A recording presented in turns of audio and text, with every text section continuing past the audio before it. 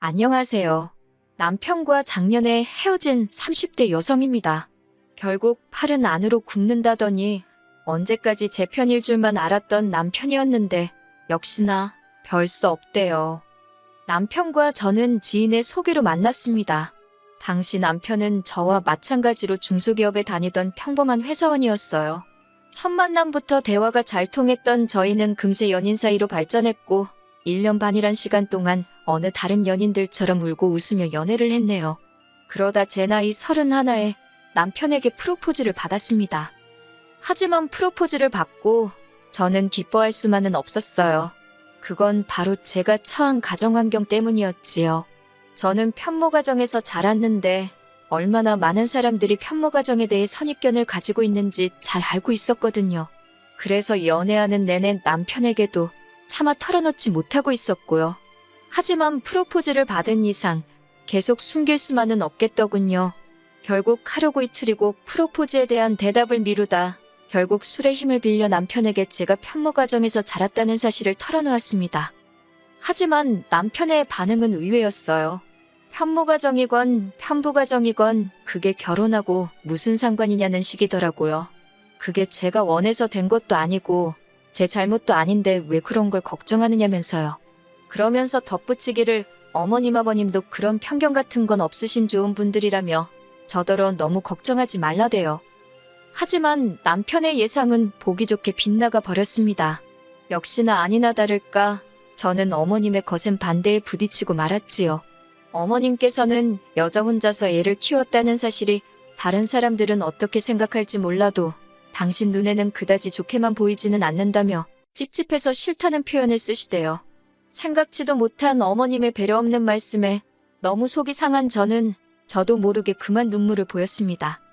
그러자 오히려 남편이 먼저 나서서 어머님더러 그게 무슨 말씀이시냐며 자기야말로 어머니가 이렇게 편협하신 분인 줄 몰랐다고 실망이라고 한마디 하더라고요.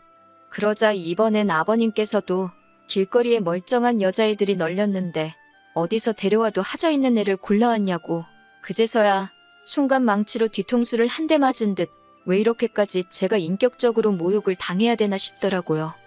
그래서 제가 어머님 아버님더러 두 분 다 말씀이 너무 심하신 것 같다고 했습니다. 남편에게도 어머님 아버님이 좋은 분들이라고 해서 나름대로의 기대가 있었는데 몹시 실망스럽다고 차분한 목소리로 말했지요. 여기서 이렇게 욕먹고 있는 것 자체가 날 키워주신 어머니께 죄짓는 기분이라며 결혼 이야기는 없던 걸로 하자고요. 그리고는 사갔던 선물 그대로 다시 챙겨들고 뒤도 안 돌아보고 시댁에서 나왔습니다. 그러자 제 뒤통수에다 대고 두 분이서 인사도 안 사고 가는 싸가지 좀 보라며 저럴 줄 알았다고 한 소리 하시더라고요.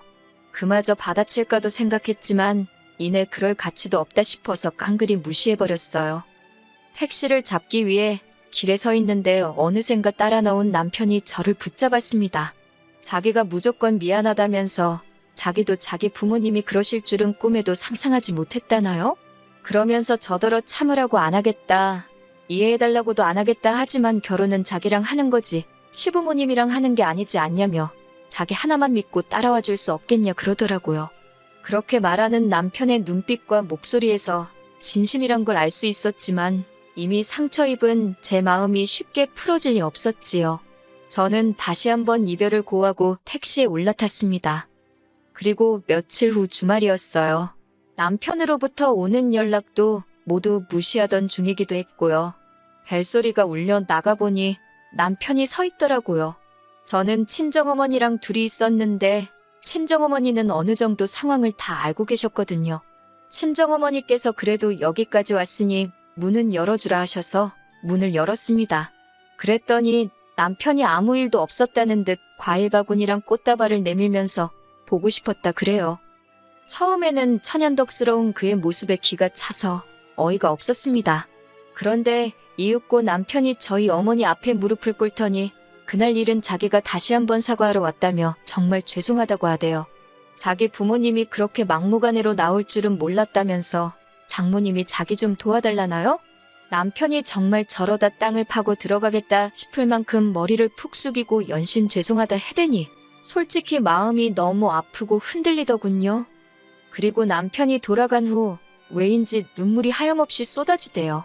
그 모습을 보신 친정어머니께서 저더러 그냥 결혼하랍니다. 막말로 시댁에서 난리를 쳐대도 저희 둘만 잘 살면 결국 저희가 이기는 거나 마찬가지라나요. 그렇게 친정어머니의 지지를 받으며 저와 남편은 부부의 연을 맺었습니다. 상황이 상황인 만큼 결혼식은 가까운 가족 친지들만 모셔서 진행했어요. 외조부모님과 친정어머니가 5천만 원을 보태주셨지만 시댁에서는 당신들 입으로 땡전 한 푼 못해준다 하시길래 알겠다 했고요. 이후로 첫 해에는 정말 누구 말만 따라 모질이 소리를 들을 만큼 시댁에 잘하려고 노력했어요. 그런데 저도 사람인데 명절이고 생신이고 제 딴에는 한다고 해도 흠만 잡으시고 싫은 소리만 하시니 환장하겠더라고요. 게다가 제가 서운한 마음을 내보이기라도 하면 마치 벼르고 있었다는 듯이 너 그럴 줄 알았다. 시부모가 네 비위를 맞춰줘야 되는 거냐며 막무가내로 화를 내셨지요. 결국 견디다 못한 제가 남편에게 너무 지친다고 내가 언제까지 이렇게 무시당해야 하는 거냐 물었습니다.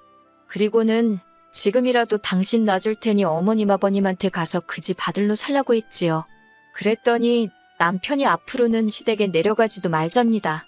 연락도 안 드려도 된다고 신경 쓰지 말래요. 그리고 그때는 저도 이제 모르겠다는 심정이었기에 그러겠다 했습니다. 한편 저는 다니던 회사를 나오게 되었어요. 제가 원해서 나온 게 아니라 회사가 부도가 나면서 어쩔 수 없는 선택이었네요. 처음에는 다른 회사로 이직을 할까 생각도 했지만 외조부모님과 친정어머니의 조언을 따라 작은 식당을 열었습니다. 제가 시댁에 연락을 드리진 않았지만 남편은 그래도 종종 연락을 하는 듯 했어요. 아마 그래서 어머님이 제가 식당을 한다는 사실도 알게 되신 것 같아요. 그런데 하루는 철딱선이 없는 신호가 기껏 문자로 한다는 소리가 어머님이 저더러 가지가지 한다고 그러셨다대요. 그런 소리라는 어머님이나 그걸 말이라고 전하는 신우이나 한심하기 짝이 없더라고요. 하지만 그럴수록 저는 더 열심히 식당 일에 매진했습니다. 하루에 12시간 이상 일한 날도 많았고 손목과 무릎은 보호대가 없으면 버틸 수 없는 지경에 이르렀달까요. 그럼에도 불구하고 어떻게든 자리를 잡겠다는 욕심에 일을 쉴 때는 동네와 아파트 단지들을 돌아다니며 전단지까지 돌렸어요. 정말이지 제가 할 수 있는 일은 다 한 것 같아요. 물론 남편이 집안일을 도와주긴 했지만 말이 나와서 말이지만 솔직히 어지르는 사람이 있는 것도 아니고 식사도 둘 다 밖에서 해결하는 상황이었으니 남편이 많이 힘들었을 거라고 생각하네요. 무엇보다 초반에 남편은 식당일 자체엔 회의적이었기 때문에 식당일에 있어서는 작은 일도 도와달라 하지 않았습니다. 그리고 노력은 배신을 하지 않는다더니 오픈 6개월 만에 이거저거 다 빼고 제 손에 600 떨어지더라고요. 이후로도 가게 매출은 계속해서 늘어만 갔고 월 평균 1000이 남의 얘기만은 아니었지요. 식당 일에 대한 남편의 태도가 달라진 건 당연했고요. 한편 그렇게 장사한 지 2년쯤 되었을 무렵이었습니다. 하루는 남편이 뜬금없이 하지만 조심스럽게 어머님 아버님이 이제라도 저와 잘 지내고 싶어 하시는 눈치라며 언제 한번 밥이라도 먹으러 가자는 거예요. 그 말을 듣곤 솔직히 오만 가지 생각이 들대요. 드디어 내가 돈도 잘 벌고 하니까 며느리로서 인정해 주시려는 건가 싶으면서 또 그리 생각하니 기분이 썩 좋지는 않았지요. 하지만 남편이 무조건 피하는 게 능사는 아니지 않냐며 한번 부딪히기라도 해봐달라길래 남편을 위해 시댁을 찾게 되었습니다. 하지만 차라리 가지 말 것을 그랬어요. 처음 시작은 나쁘지 않았습니다. 시댁에 도착한 제가 어색하게 자리를 잡고 앉아있으니 어머님께서 먼저 다가와 지난날은 잊고 이제라도 잘 지내보자며 제 손을 잡아주셨거든요. 순간 감동받았다고 해야 하나 울컥하대요. 하지만 그것도 잠시 뒤이어 이어진 이야기를 듣고 2배로 실망하고 말았습니다. 어머님이 그건 그렇고 신우가 이번에 결혼을 하게 되었는데 집에 돈이 하나도 없다면서 혼수해주게 3천만 원만 달라셨거든요. 저는 허탈한 마음을 내보이며 그렇게는 못해준다 했습니다. 돈이 없다고 할 수도 있었겠지만 그냥 솔직하게 제가 신우 혼수를 해줘야 할 이유를 모르겠다고 했어요. 그랬더니 어머님이 가족끼리 어려울 때 돕고 사는 거 아니냐며 지금이 바로 그때랍니다. 그 말을 듣는데 정말 입안에서 쓴맛이 느껴진다는 게 이런 건가 싶더라고요. 제가 어머님더러 언제 저를 가족으로 대해주셨냐 물었습니다. 처음 인사드리러 온 날부터 바로 지금까지 어머님한테 제가 한 번이라도 가족인 적이 있었냐고요. 하지만 어머님께선 계속해서 억지를 쓰셨습니다. 저더러 결혼할 때도 아무것도 안 해오지 않았냐면서 이제라도 해준다 생각하면 아까울 것도 없겠다면서 이쯤 되니까 저도 할 말 다 해야겠다 싶어서 어머님은 뭐 하나 저 해주신 거 있냐고 따졌습니다. 어차피 시작부터 어머님 저 싫어하셨고 반대하셨고 아무것도 안 해주시지 않았냐고 그래놓고 제 돈 탐내시는 거 너무 염치 없고 뻔뻔하시다 했어요. 그러자 이번엔 신우가 나서서는 자기는 처음부터 저희 결혼에 반대하고 그런 거 없었으니까 그냥 자기 혼수 좀 해달라나요? 제가 신우한테 아가씨가 중간에서 쓸데없는 말 전달하고 그런 거 내가 모를 줄 아느냐고. 정말 어머님도 그렇고 아가씨도 그렇고 나보기 부끄럽지도 않냐고 쏘아붙였네요. 하지만 무엇보다도 제가 실망했던 건 예전과는 다른 남편의 태도였어요. 이번만큼은 남편이 어쩐 일로 제 편을 들어주지 않더라고요. 그렇다고 제가 있는 데서 어머님 편을 든 것도 아니지만 남편이 중립을 지키려 했다는 사실 자체가 솔직히 제 입장에선 탐탁지 않았고 실망스럽기도 했지요. 결국 시부모님과의 화해는 물 건너갔고 그렇게 집으로 올라오는 길이었습니다.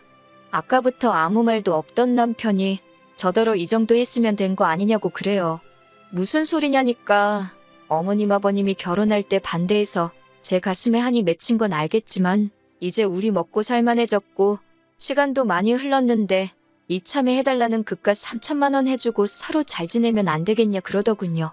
그동안 자기 중간에서 너무 힘들었다면서 자기를 봐서라도 이번만큼은 어머님 말씀대로 해달라나요? 그 소리를 듣는데 내가 그동안 살부대 끼고 살던 남자가 이 남자 맞나 싶더라고요.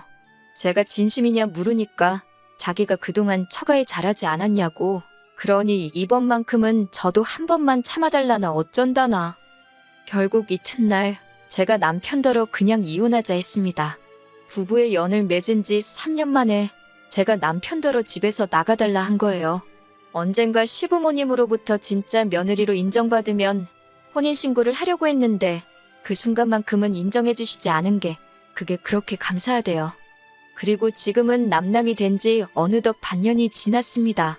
아무래도 제가 장사를 하고 있기도 했고 남편도 어딘지 잘 알고 있으니 무턱대고 남편 연락을 피할 수만은 없어서 잘 어르고 달래서 어렵게 헤어졌어요. 솔직히 지금도 남편은 잘 지내냐 뭐하냐며 쓸데없는 이유로 연락을 해오곤 하는데 마음 같아선 무시해버리고 싶지만 혹시나 해코지를 하진 않을까 걱정도 되고 해서 조심스럽답니다. 솔직히 다시 누군가를 만나서 사랑할 수 있을 것 같지는 않아요. 그러고 싶지도 않고요. 그저 제가 이만큼 자리 잡고 살 수 있을 때까지 묵묵히 믿고 도와주신 어머니 그리고 외조부모님과 함께 오래오래 건강히 행복하게 살 수 있으면 좋겠다는 그 마음뿐입니다.